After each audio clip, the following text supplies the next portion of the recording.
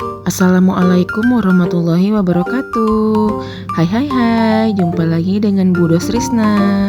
Kali ini kita akan membahas sedikit tentang sibling rivalry atau biasanya lebih dikenal dengan istilah persaingan antar saudara kandung. Sibling rivalry sendiri adalah sebuah istilah di mana disebutkan bahwasanya adanya persaingan, kecemburuan, atau konflik yang muncul antara saudara kandung.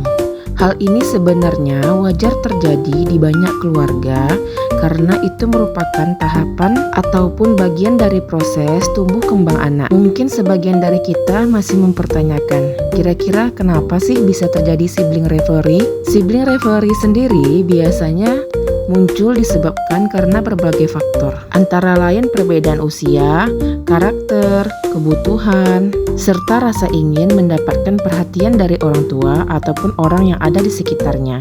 Yang sebenarnya terjadi adalah mereka sedang belajar untuk mengenal dirinya sendiri. Kadang cara yang mereka lakukan adalah dengan bertengkar ataupun berselisih dengan saudara mereka sendiri. Ada beberapa tanda sibling rivalry yang biasanya kita lihat dalam aktivitas anak sehari-hari, seperti pertengkaran kecil, rasa iri, sikap membandingkan diri, bahkan perubahan emosi.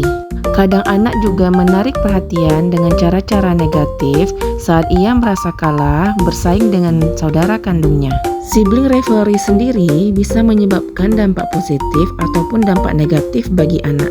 Jika sibling rivalry sendiri dibiarkan tanpa arahan, konflik saudara akan membawa luka sampai mereka dewasa. Jadi tidak heran jika kita melihat ada suatu keluarga saudara kandung yang setelah dewasa tapi mereka tidak memiliki ikatan batin yang kuat. Tapi jika sibling rivalry sendiri dikelola dengan baik, justru anak-anak akan belajar berbagi, berempati, serta bernegosiasi sehingga itu bisa menjadi bekal bagi mereka di masa depan nanti. Sementara peran kita sendiri sebagai orang tua adalah bukan selalu menjadi hakim, tapi yang terpenting adalah tidak membandingkan anak, memberikan perhatian yang adil, serta membimbing mereka untuk menyelesaikan konflik mereka sendiri.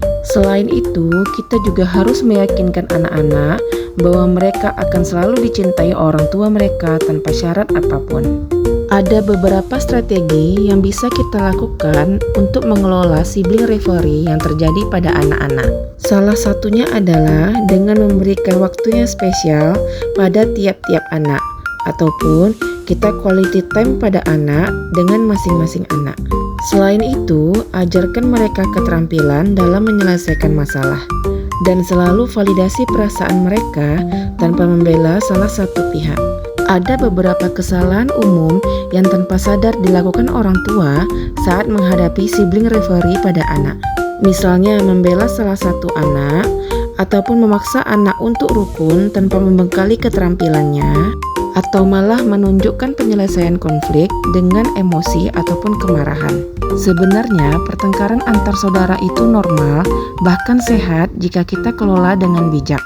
Dengan adanya pertengkaran, anak-anak bisa belajar bagaimana caranya berinteraksi, mengontrol emosi, dan membangun hubungan.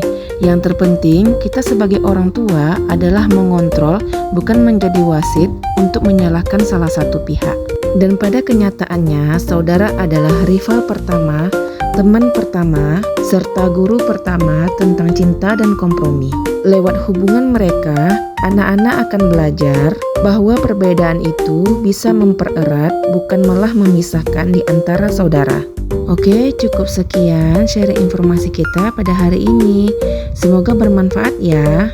Jangan lupa klik tanda tambah untuk mendapatkan informasi terbaru tentang kesehatan, khususnya kebidanan. Dan jangan lupa like dan komen jika ada yang ingin ditanyakan ataupun masukan untuk materi selanjutnya. Sekian dulu. Assalamualaikum warahmatullahi wabarakatuh.